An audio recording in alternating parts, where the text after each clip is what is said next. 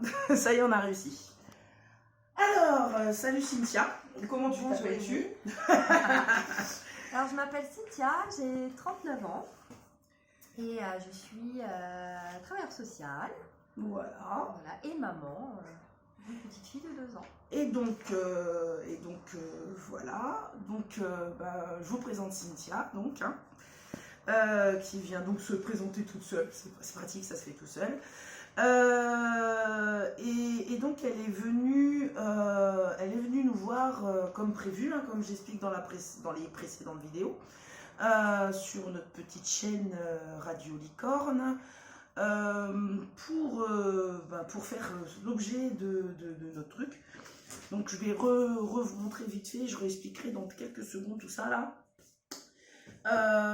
C'est donc oui pour faire notre interview. Notre interview, parce que comme j'avais expliqué dans la toute première vidéo, le principe c'est de rajouter des petits moments de vie à notre cadre et de recadrer un petit peu les choses. Alors juste en bref, parce que c'est pas vraiment l'objet de cette vidéo, je vais bouger un peu les feuilles. J'ai fait donc une précédente vidéo où moi je me présente un petit peu et j'explique en partie un peu les motivations que j'ai à faire tout ça. Donc j'explique que par exemple on n'est pas tout seul, on n'y peut être tout seul, hein, voilà, on est plusieurs à faire tout ça.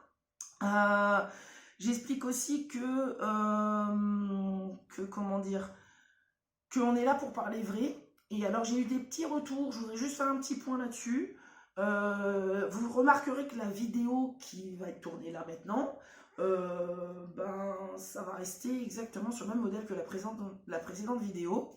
On va pas faire de montage, on mettra pas de rythme, on va pas vous mettre des jingle pubs ou vous vendre des trucs, non, on n'est pas là pour ça. On est là pour dire la vérité. Donc du coup, on se montre face caméra, dans notre vie, dans ce qu'on fait, et puis comme on est, et puis ça se veut sincère. Et effectivement, si la sincérité c'est pas trop votre truc, effectivement vous n'êtes pas sur la bonne radio là. Voilà quoi, nous on est là, on n'est pas là pour militer en fait. On est là pour raconter une tranche de sa vie, une expérience. Voilà, et puis surtout pour partager des expériences de manière à ce que d'autres puissent peut-être, parce que nous on sait ce que ça veut dire d'être dans la galère, on s'en sort, on sait comment s'en sortir, on connaît un petit peu les portes de sortie, et on est là juste pour dire qu'il y a des portes de sortie, déjà de une, et puis que elles sont à tel endroit en fait. Voilà, c'est aussi simple que ça. Donc si tout va très très bien dans votre vie, que vous êtes absolument heureux, et que vous vivez pas en France, alors du coup, je sais pas, et je sais pas, enjoy, hein, continuez. Et puis pour ceux qui ont besoin d'un petit coup de main ou d'un petit peu d'inspiration, restez, on a peut-être des petites choses pour vous. Voilà, donc Cynthia est donc travailleur social. Oui, déjà depuis de nombreuses années. Voilà, et pourtant c'était pas gagné d'avance. Non, c'était pas du tout oui. Alors justement, c'était pas gagné d'avance. Suspense, qu'est-ce qui s'était passé? Alors, en fait, on est là ici pour parler de ce qui t'est arrivé quasiment autour de ta naissance. Voilà. Ouais. Voilà. Et donc, qu'est-ce qui s'est passé donc Alors, moi, j'ai été placée à la DAS, enfin l'ASE maintenant, comme on l'appelle, de l'âge de 18 mois à l'âge de 18 ans. Donc voilà, donc c'est vrai que c'est pas très commun de retrouver des anciens placés en tant qu'éducateurs, mais ça arrive. Donc voilà. Voilà, donc du coup placé à l'âge de 18 mois. 18 mois. C'est tout bébé. Donc, pourquoi tu t'es retrouvée dans une situation là à l'origine? Qu'est-ce qui fait que mes parents, à 18 mois c'est quand même très tôt, hein, voilà. Mes parents avaient de grandes difficultés et mon père est rentré à ce moment-là en détention et ma mère n'avait pas les ressources ni les capacités pour s'occuper de moi, donc je me suis retrouvée carencée au niveau affectif et au niveau alimentaire. Ce qui a vraiment poussé le placement, c'est que j'ai été en malnutrition et donc je suis rentrée à l'hôpital. Alors précisément, ta maman, elle était déjà même pas en capacité de s'offrir ça à elle-même. Oui, voilà, c'est ça, ma mère. Elle est aussi d'ailleurs une ancienne placée, hein. Elle était placée en foyer de l'âge de 10 ans jusqu'à 18 ans, avec une histoire familiale aussi très très compliquée, donc voilà. Puis visiblement, ce placement ne lui a pas donné non plus des ressources particulières. C'était quand même très fragile aussi, il faut dire ce qui est. Et mes grands-parents paternels avaient plusieurs fois alerté l'ASE. Le placement avait eu du mal à se faire. Et donc quand je suis tombée malade, pour ainsi dire, j'ai failli mourir. Là, donc en effet, ils se sont quand même un peu bougé les fesses. Et donc j'ai été placée à ce moment-là. Donc je suis allée en famille d'accueil. Voilà, dans des conditions d'urgence, la priorité étant de sauver la vie d'un nouveau-né, 18 mois c'est pas un nouveau-né, mais d'un bébé quand même. Hein, bon. Et donc on est là en fait sur Radio Licorne parce que malgré ce démarrage plutôt rocambolesque qui aurait pu effectivement un peu tourner vinaigre, et ben non, tu as le droit de participer, et tu vas nous le démontrer maintenant, à notre Radio Licorne pour nous expliquer que oui, on peut vivre dans un monde de contes de fées et de licornes dans le real life. Voilà, donc en ce qui concerne les valeurs de cette radio, toi du coup maintenant après tout ça, tu as réussi à donc déjà survivre dans un premier temps. Ouais, dans un premier temps, parce que bon, je suis là aujourd'hui, j'ai plus de problèmes dans ma vie depuis déjà de nombreuses années, mais c'était pas gagné. Hein. C'était vraiment pas gagné au démarrage. C'était vraiment pas gagné, non. Donc on est juste pour bien faire le point sur une chose, on va dire des choses qui sont un peu grinçantes dans ce qui va arriver. Mais c'est pas pour remettre en question le fait qu'un enfant de 18 mois qui est entre la vie et la mort, bien évidemment, il faut trouver une solution. C'est absolument une évidence.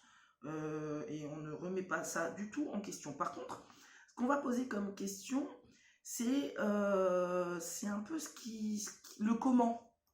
Comment on prend des dispositions.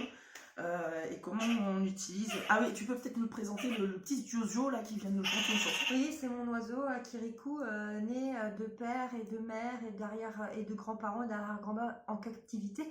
Voilà, donc tout le monde était dans la famille à Kirikou, tout le monde était en captivité. Voilà, les pauvres sont venus de Nouvelle-Zélande jusqu'ici, donc je l'ai pris pour lui sauver la vie. Kirikou a le droit de voler, a le droit... en pleine liberté dans l'appart. Sa vie. Voilà, et il est super sympa. J'espère que j'ai pu lui offrir en tout cas, il s'exprime. Voilà. Il s'exprime, il est heureux. Hein. Lui, il n'a pas peur de s'exprimer. Et donc, c'est ce qu'on va continuer à faire avec vous. Donc ça, c'était pour la séquence pub et enjoy des gens qui ont du mal à suivre. Donc maintenant, on va reparler des sujets qui fâchent. Alors, parle-moi un petit peu de ce que tu penses de l'étiquetage, en fait. Si je te dis le mot étiquetage... Ça me parle bien. Et parce que c'est un peu sur ce point-là que, même si maintenant, comme tu viens de le dire à plusieurs reprises, hein, t'es posé et compagnie, on va peut-être y revenir un petit peu. Hein. Et tu m'as, quand on a préparé un peu tout ça, là, cette prise de vue, tu m'as parlé du numéro district 12. Oui, voilà. Pour ceux qui connaissent Hunger Games, le district 12, ce sont donc les cassos de cette société. C'est le dernier niveau le plus bas, ceux qui n'auront jamais c'est même pas les capacités pour s'en sortir, hein, c'est que le système est fait de cette façon-là. Ils sont cassos et ils resteront cassos dans une usine à cassos. Dans une usine à cassos. Voilà. En plus, tout est fait pour qu'ils restent vraiment dans cette condition-là. Et tous les ans, hein, si c'est bien ça, on leur offre la possibilité de participer à un combat à mort où ils pourront rejoindre la classe numéro 1 s'ils sont assez forts. Sauf qu'ils partent avec des armes quand même inférieures de tous les autres districts au-dessus. Et moi, je t'ai fait ce lien-là parce que je trouvais vraiment que les enfants placés, ex-placés, etc., on est vraiment conditionné dans cet état de cassos. Donc on vient... C'est un peu ce qu'a subi quelque part un peu ta mère par extension, parce qu'il y a un moment donné, si elle n'a pas eu les ressources, on est en droit de se demander où elle les a pas trouvées étant enfant en fait. Oui, aussi et donc il y avait quand même un peu l'idée de reproduire comme ça, de façon un peu de toute façon c'est connu. Hein, voilà. Mais on est bien d'accord que ce tiers qui est censé être les services sociaux n'est pas supposé, enfin en tout cas moi quand je paye mes impôts c'est pas dans ce but-là, n'est pas supposé faire en sorte que ce genre de mécanisme soit redondant et voilà. On est placé pour casser. Pour casser normalement cette chaîne infernale, enfin je veux dire c'est un peu ce qu'on essaye de financer quand on...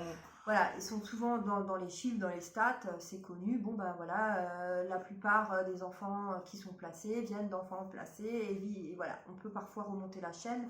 Moi, on est monté jusqu'à 4 générations d'abandon d'enfants, alors sous différentes formes. Oui, on voit aussi que ça se passe non pas seulement parce que les gens, c'est des transmissions génétiques. Non, c'est pas du tout ça.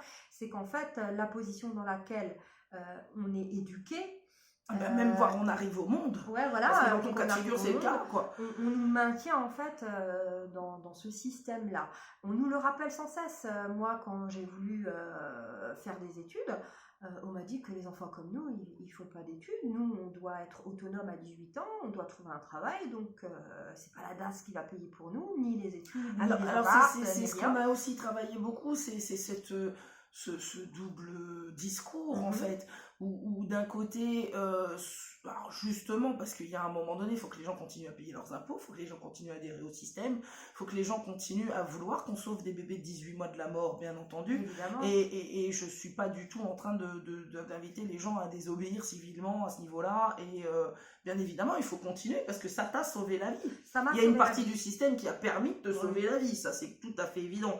Par contre, l'existence, waouh, c'est compliqué quand même. Il y a un moment donné, on va quand même t'expliquer que de toute façon, quels que soient les efforts que tu fasses, quoi que tu fasses, de toute façon, ça sert pas à grand chose d'investir sur toi en fait, parce que de toute façon, tu es une ratée d'avance. Ouais, voilà. On mise pas trop sur nous. Hein. Moi, ce qui m'a aussi sauvé la vie, c'est d'avoir été placée dans une famille d'accueil où il y avait des valeurs familiales, où tout ce côté de l'affect était présent. Hein, parce que quand on est en institution, parce qu'après mon placement, donc je suis restée 12 ans, 13 ans dans la famille d'accueil, à 15 ans et demi, je suis partie en foyer. Alors là, ce côté au foyer, en institution, elle est inexistante. C'est justement sur ça que je voulais revenir un peu, c'est que quand donc on a donc préparé un peu les choses, hein, et donc tu m'expliquais que ce qui est très clairement établi, c'est que pour des questions de sécurité matérielle ou éducative, hein, à ce niveau-là, on va venir chercher un enfant parce que matériellement, effectivement, tu as souffert de malnutrition et compagnie, ou de manière éducative. Tu dis bien que, oui, on t'a donné un gîte, un couvert, on t'a donné accès à l'hygiène à un stade tout à fait normal, et que on t'a donné aussi accès à l'éducation nationale. Chose qui est quand même obligatoire normalement dans notre pays, hein. Je veux dire, il y a un moment donné, c'est pas un cadeau, hein. C'est même carrément une obligation civile. Mais par contre, tu avais vraiment à déplorer la sécurité psychologique. Oui, psychologique et affective, vraiment. Voilà, donc parce que psychologiquement, comme tu viens de le dire, à un moment donné, tu vas être placé en famille d'accueil. Et qu'est-ce qui se passe dans cette famille d'accueil quand il y a des inspections qui se passent? Alors, tous les mois, il y a une inspection mensuelle de l'éducatrice. Et c'est très bien parce qu'elle fait un contrôle pour voir si tout se passe bien, etc. Hein. Surtout... Donc ça c'est mieux. Enfin, je veux dire, on est bien d'accord que c'est jamais. Oui, on sait jamais. Et donc très rapidement, moi j'ai appelé mes parents de la famille d'accueil, papa, maman. Donc, mais j'avais pas le droit de les appeler comme ça. Donc tu avais quel âge quand tu n'avais pas le droit d'appeler les gens qui t'élèvent, qui te donnaient des soins? 3-4 ans. Hein. Donc tu avais 3-4 ans, pour ne pas avoir le droit. Et au nom de quoi? Au nom que c'était pas mes parents et que j'étais dans un placement temporaire et qu'à tout moment mes parents pouvaient revenir me chercher ou auraient le droit de revenir me chercher, parce qu'ils ont envie et on les autorise. Il y a encore une une marge. Et Hein. il y a encore un autre truc, Ouais, ouais. enfin, il y a un autre truc qui est clairement établi dès le départ de ton placement, c'est qu'ils n'en ont pas la capacité. Oui. Ils Mon en père est sont en prison, donc voilà. il est emprisonné pour Il une avait durée des de nominale je crois 1 an et demi, je crois quelque chose comme ça en tête j'ai pas, mais de toute façon ils n'étaient pas mariés, donc dans les années 80, donc ça c'était en 82, quand les parents n'étaient pas mariés, l'autorité était 100% maternelle et mon père n'avait aucun droit sur moi, même s'il m'avait reconnu. Et une fois qu'il est sorti de détention, de toute façon il n'y a plus jamais rien qui a été possible. Lui aussi a été fiché district numéro 12. Quoi qu'il vienne d'une très très bonne famille, mon père n'est pas du tout, on ne vient pas du tout d'une famille de cassos, on ne peut pas dire ça comme ça. Mais après, le fait qu'il est passé en détention, qu'il avait certaines difficultés au quotidien, a fait qu'il a été identifié à travers sous cette étiquette-là. De toute façon, pour lui, c'était grillé, il n'y avait plus rien qui était possible. Et la DAS a maintenu coûte que coûte, par contre, le lien maternel. Il était là avec toujours cette possibilité qu'un jour, quand ma mère irait mieux, elle pourrait me reprendre. Donc, il ne fallait pas qu'on s'attache. Est-ce que c'était ta volonté? Ni moi, ni à la famille d'accueil. Est-ce que c'était ça? C'était d'une manière ou d'une autre ta volonté dans ton souvenir d'enfant d'avoir ce lien-là avec ta mère? Pas du tout. Non, non, c'est clairement marqué dans tout mon dossier qui est fait comme ça, que oui, je suis très attachée à mon père, etc. Je ne vais pas revenir, ma mère est décédée, je ne suis pas là pour faire son procès, mais ma mère n'était pas une femme dans l'affect, je pense qu'elle ne voulait pas réellement un enfant, ça la regarde, hein. Mais moi, il y a marqué clairement que lorsque ma mère vient, je n'exprime pas de sentiments et je suis plutôt dans la distance. Donc ça, par contre, ça a toujours été clair. Donc toi, tu l'as ressenti voilà. Comme ça et tu es en accord avec les constatations des éducateurs et pourtant, voilà. On a maintenu un lien qui était visiblement ni souhaité d'un côté ni souhaité de l'autre, dans le but de, on aimerait bien comprendre en fait. Voilà. Bon. On a quand même... J'étais quand même obligée d'aller en week-end là-bas. Ma famille d'accueil avait fait des signalements, mes grands-parents aussi. Enfin, j'ai pu ne plus y aller parce qu'on avait découvert des brûlures de cigarettes sur mes bras, mes jambes. Donc là, enfin, j'étais préservée, quoi. Voilà, donc quand on parlait de sécurité matérielle ou éducative, oui, ok, mais psychologique, ça compte hein, quand même, parce que les brûlures de clopes, enfin, je ne suis pas persuadée que ce soit de la bienveillance, hein, psychologiquement, peut-être me tromper. T'as quelque chose à dire, toi, là-bas? Même lui, il n'est pas d'accord. Kiriko? Alors bon, là, tu sais, la maltraitance de tes parents ou de ta famille, t'arrives toujours, si tu veux, à un moment donné, à la pardonner, parce qu'en fait, quelque part, c'est eux qui t'ont mis. Par contre, les maltraitances psychologiques ou physiques des personnes, d'éducateurs qui sont censés s'occuper de toi, là, t'arrives jamais à la pardonner, tu vois. Donc, on m'a enlevé, c'est sûr, c'était bien d'un système où j'étais en danger, pour me remettre après plus tard dans un système où je me sentais encore plus en danger. Et en plus là, j'avais déjà 15 ans quand je suis allée au foyer à la DAS. Donc là, tu as toute ta tête, tu as ton esprit critique, tu as tous tes sentiments, etc. En plus, tu es en pleine crise d'adolescence. Quand tu vois l'humiliation, enfin, on m'a jamais autant humilié. On va revenir 10 secondes sur la crise d'adolescence. Moi, j'ai une vingtaine d'années d'expérience dans la gestion des adolescents.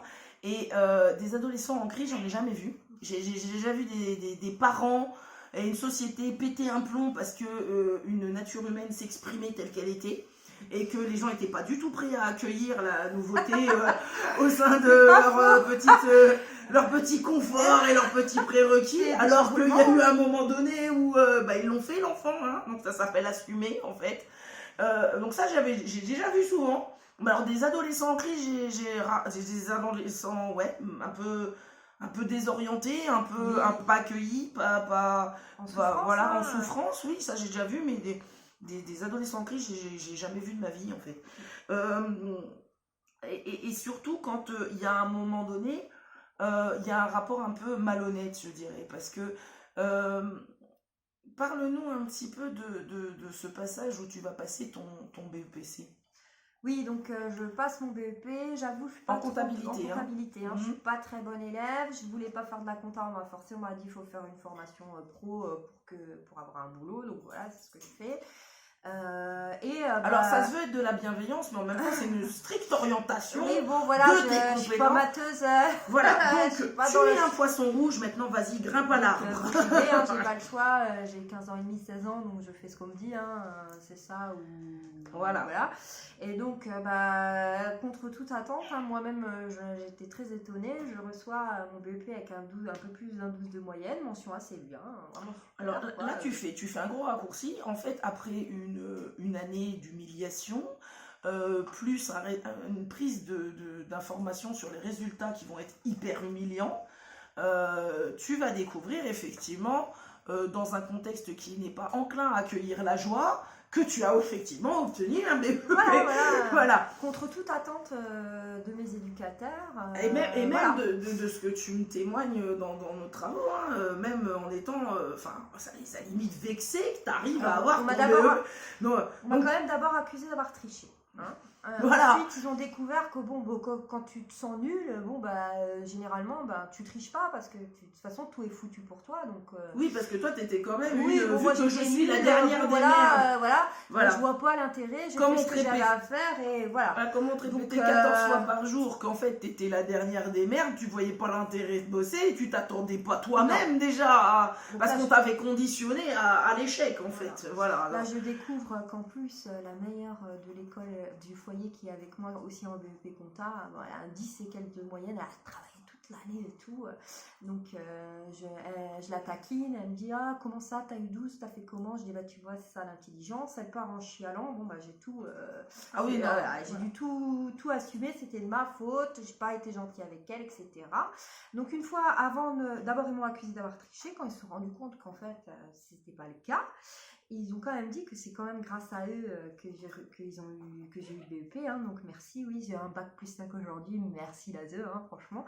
Et donc c'est écrit ici noir sur blanc parce que c'est ça qui est très très bien avec la DAS, c'est qu'ils laissent des preuves de leur incompétence, de leur interprétation, de leur jugement. Donc j'aurais quand même lire la petite phrase où grâce au foyer, j'ai eu le BEP compta, hein, Ingrid. Oui. Donc, au moment de préparer son examen, nous avons dû mettre en place un suivi draconien pour l'amener à réviser. Bon, j'avoue que j'ai pas fait grand-chose, surtout écouter la musique dans ma chambre. Hein. Alors, le suivi draconien, c'est quand ils disaient que t'étais qu'une pauvre merde Non, ils m'ont donné plein de sujets d'examen blanc. Et elles m'ont dit, vas-y, fais-les. C'est ce que j'ai fait, hein, quand même. Sans quoi, elle se serait contentée de ses acquis, à ses yeux suffisants, malgré des résultats scolaires catastrophiques. La prise en charge que nous avons mis là en place n'a pas eu l'air de le convenir et nous a valu moult injures et manifestations agressives. Néanmoins, elle aura porté ses fruits puisque Cynthia a obtenu finalement son BEP. Qui fait que tu n'es toujours pas comptable en fait. Non, toujours pas. Je veux dire, t'es toujours un poisson. Non, t'es pas devenu un singe qui grimpe aux arbres, on est d'accord. Mon dernier diplôme, c'est en sociologie, donc voilà. Et donc, du coup, explique-nous ce qui s'est passé quelques années plus tard. Donc, tu vas être jeté gentiment à la porte du foyer. On appelle ça sortie sèche à 18 ans. Sans hébergement, sans ressources, sans formation professionnelle. Donc on t'avait pas constitué de trousseau, on t'avait pas mis d'épargne de côté, on t'avait rien du tout. Ma famille d'accueil avait mis de côté pendant quelques années. Écoute, ça devait être 2000 francs.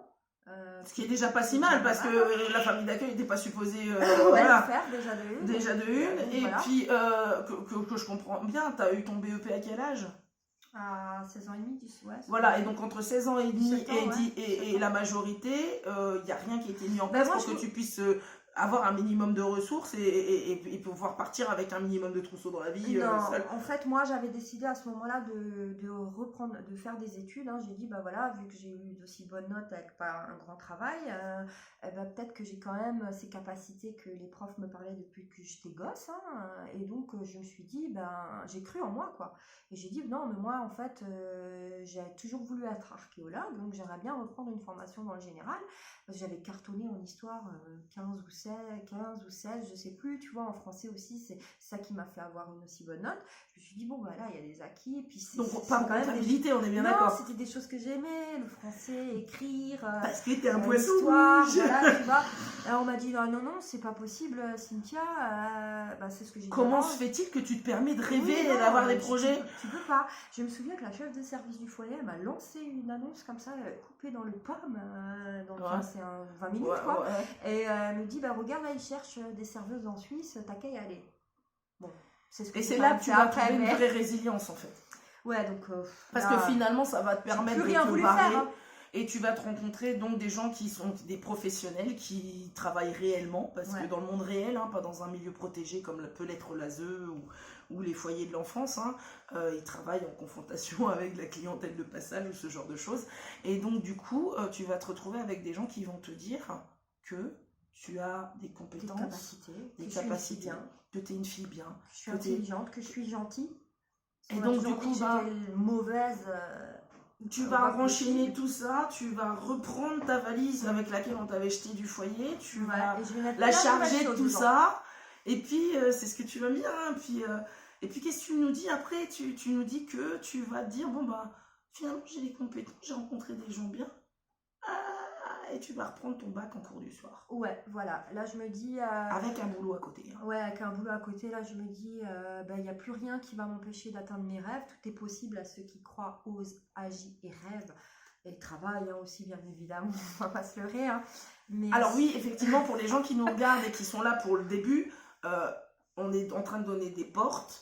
Ces portes-là, il faut aller prendre la poignée en fait. Bien sûr, il faut sonner à la sonnette, faut y aller quoi. Parce que mais sinon, quand même, c'est vrai que j'ai fait des bonnes rencontres dans ma vie et que c'est des gens qui ont pas lu mon dossier. Et qui n'ont rien eu à se parler en fait de cette stigmatisation là. J'ai pas forcément dit que je venais de l'ADA, j'ai essayé de partir. Bah t'as été juste toi et donc du coup t'as été prise pour ce que t'étais, c'est-à-dire un poisson rouge. Voilà, parce que bon. Dans tout mon dossier, quand on le lit, on n'a pas envie de me fréquenter, on n'a pas envie de travailler avec moi. Je comprends très très bien les éducateurs que j'ai eus, les professeurs qui lisaient des choses pareilles. En fait, ça révèle de la diffamation au final. On se dit tout de suite, ah ouais, mais non, mais ça c'est un enfant difficile, parce qu'il y a quand même encore marqué dans mon dossier que je suis... il semble que donc j'exprime une forme de structure de type paranoïaque au sens psychiatrique du terme. Donc les éducateurs... Et c'est... moi j'ai le truc devant les yeux. La personne signe la directrice et l'éducatrice. Voilà. Il y a pas... Enfin, l'éducatrice ne signe même pas, il n'y a que la directrice qui a signé en plus. Hein, et on va passer à l'envers. Voilà, mais clairement... clairement, en fait, il n'y a pas de psychiatre en fait, qui se permettent de dire ça. Et donc, en fait, paranoïa, c'est un peu ce que je dis dans la précédente vidéo. On peut être paranoïaque quand on a affaire à des gens compétents, mais quand on a affaire à des gens qui, globalement, vous mettent un fil à la patte et vous empêchent d'avancer et vous font cette technique qu'on fait aux éléphants, là, hein, on leur apprend tout petit, alors on leur attache un fil à la patte, et puis on les attache, et puis on leur apprend qu'ils ne pourront pas avancer, quoi. Et à un moment donné, quand ils deviennent gros, on n'a même plus besoin de relier cette corde à un arbre pour que l'éléphant ait juste la file à la patte et s'immobilise et arrête de penser. C'est une violence psychologique. Donc, c'est pas de la paranoïa de dire qu'on a été violenté psychologiquement et psychiatriquement de manière à ne pas pouvoir exprimer ses compétences, ses valeurs et se développer. C'est un peu ce que je disais, c'est que les crises d'adolescence, moi j'en connais pas. Je connais des adolescents qui sont pas accueillis, mais je connais pas de crise d'adolescence. Par contre, est-ce que c'est vraiment volontaire? Est-ce que c'est vraiment leur premier mobile? Maintenant que tu es devenu éducateur, tu as 2-3 infos, et moi j'ai trouvé ça croustillant en fait. Pourquoi s'approprier les résultats d'une personne qu'on a dévalorisée pendant des années et des années, hein. C'est pas des mois, c'est pas des semaines, c'est pas des jours, c'est des années. On va dévaloriser comme ça, de façon systémique, comme ça, les gens. Et bien, tu m'as expliqué que maintenant que tu es devenu éduc, tu as découvert que le placement d'un enfant par an, ça coûtait 54 000 euros. Voilà. 54 000 euros. Donc en fait, quand on en vient à dire « nous nous approprions les résultats de Cynthia », eh ben ça leur a rapporté 54 000 euros. Je rappelle, cette vidéo n'est pas coupée, n'est pas montée, n'est pas monétisée. Elle est gratuite. D'accord ? Les personnes qui t'ont traité de paranoïaque, voilà. Parce que je m'opposais. Parce que tu t'opposais à leur système, t'ont traité comme de la matière première qui leur a permis de récolter 54 000 euros de tes impôts, de mes impôts, des impôts de ma famille aussi. des impôts de la toute personne en France qui tire la chasse d'eau et qui paye de la TVA. Voilà, que ce soit bien clair en fait. Ces gens-là n'agissent pas comme ça de façon complètement gratuite. J'aimerais quand même revenir que moi, j'ai une famille de côté paternel très bien, qui avait toutes les compétences pour s'occuper de moi, les revenus, les ressources. Même si ton père a eu une faute de parcours, il a payé sa peine à la société. Ça arrive dans les familles les plus nobles, que qu'un enfant ne va pas bien. Et c'est censé être un principe judiciaire. Quand on a purgé sa peine, c'est tout, on a purgé sa peine. Il n'allait pas bien, donc voilà, c'était le seul mal qu'on pouvait lui reprocher. Et ben ils n'ont jamais eu le droit de m'avoir. C'est-à-dire que mon grand-père, quand ils ont poussé le placement, parce que j'étais vraiment en danger, quand après ils sont allés au jugement, à la juge des enfants, qu'ils ont fait une demande pour ma garde, la juge, parce qu'il s'était déjà disputé avec la juge en lui disant, moi j'ai des relations, s'il arrive quoi que ce soit à cet enfant, vous allez perdre votre boulot, et moi je vais mettre un article dans les journaux, et pas que dans les journaux régionaux, hein, ça va faire du bruit. Donc elle n'a pas trop apprécié. Et quand on a fait le jugement de placement, et que mes grands-parents ont demandé ma garde, elle leur a clairement dit, et ils ont 87 et 86 ans, ils peuvent témoigner, ils n'ont jamais oublié, vous n'avez aucun droit sur cet enfant, elle ne porte que votre nom. Et ça a duré comme ça jusqu'à mes 15 ans. À 15 ans, j'ai eu un juge des enfants à Rennes, parce que ma mère est partie vivre à Rennes, et donc la juge, en découvrant mon dossier, elle me dit, mais qu'est-ce que cet enfant fait passer? En fait, je ne comprends pas. Pourquoi il a le droit de voir sa famille un dimanche par mois? Alors qu'ils ont l'air d'avoir des bons liens, que tout se passe bien, que Cynthia est heureuse quand elle va là-bas.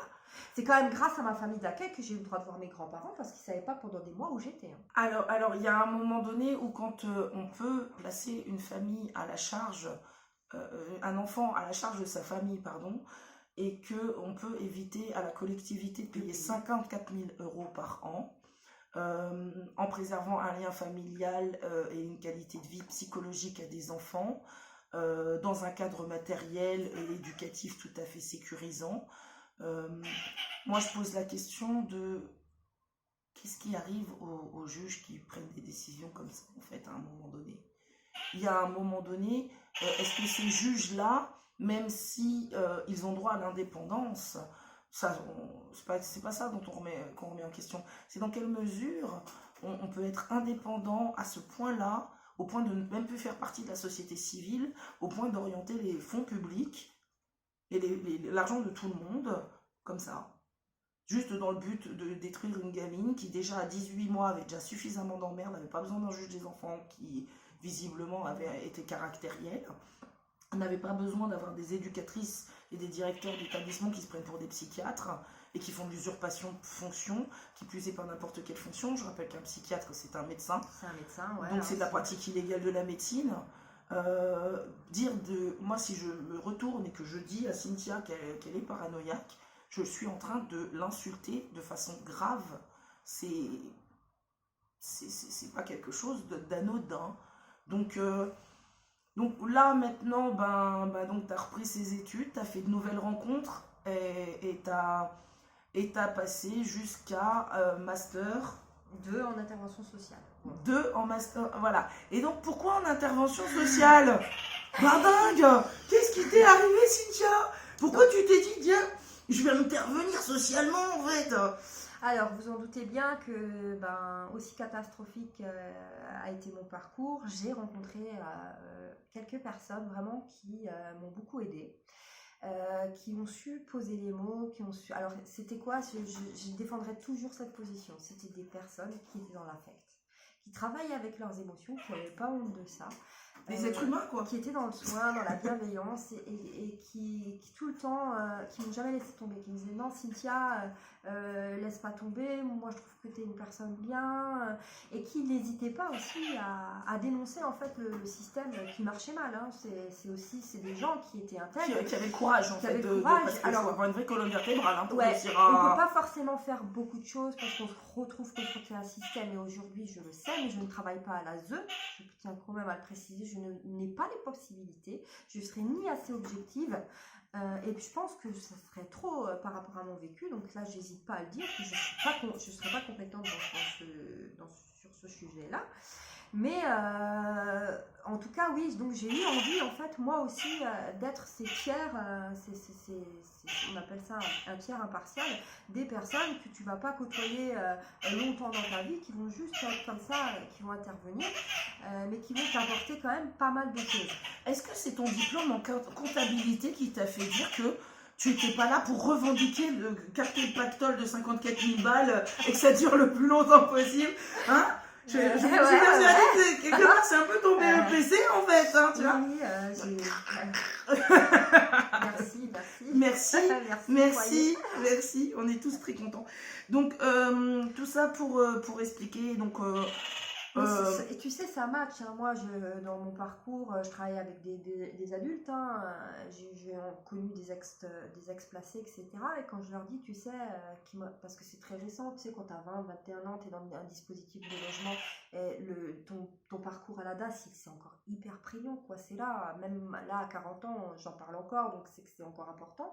Et qu'à ce moment donné, tu leur dis, ah, mais moi, je comprends tout à fait ce que vous dites, je suis 100% d'accord, c'est juste, je vous crois, monsieur, parce que je l'ai vécu, et que tu commences toi à raconter des choses, mais qui sont similaires, ça n'a pas bougé, il y a 20 ans aujourd'hui, ça n'a pas bougé, et là, il y a et des du coup, choses cette qui se petite passent, vidéo pour que ça bouge un peu plus. Quoi. Ouais, et là, ça match, les gars, ils font, et donc, ah du ouais coup, quand tu dis ça aux gens, contrairement à ce que sous-entend cette directrice, tu es en train de te confronter à la réalité de la vie bah oui, en fait, on est là pour ça sur cette radio, on est là pour se confronter aux choses et on n'est pas dans des délires paranoïaques ou je pense qu'on est là aussi pour les laisser ces gens-là dans le passé et pour leur expliquer que ils peuvent être qui ils veulent. Voilà, ça c'est important, hein, franchement, parce que moi, rien n'est irréversible et on peut toujours évoluer. Je tiens quand même à terminer avec la dernière phrase d'un de mes rapports où ils disent que, en l'état, le pronostic d'évolution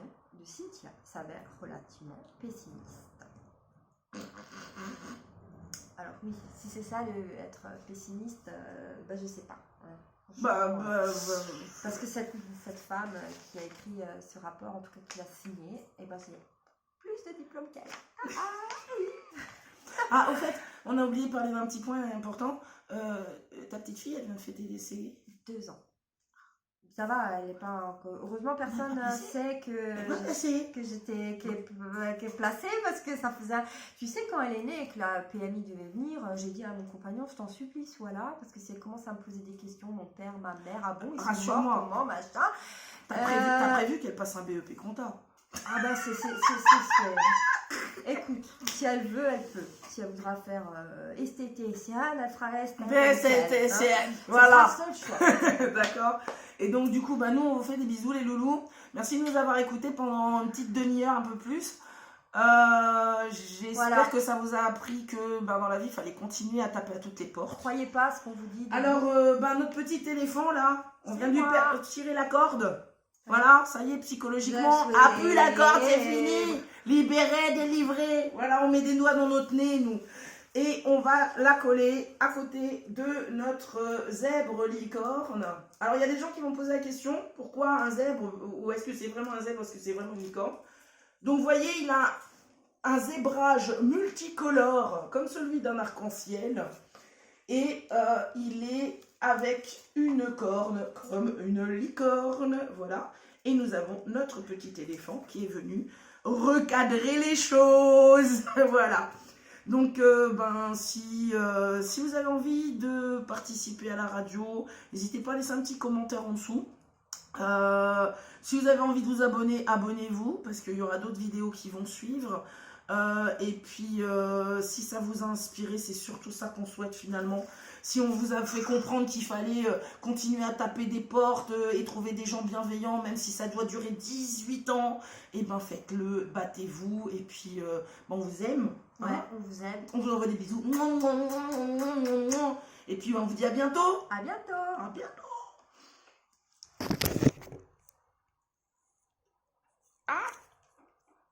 Tu vas couper au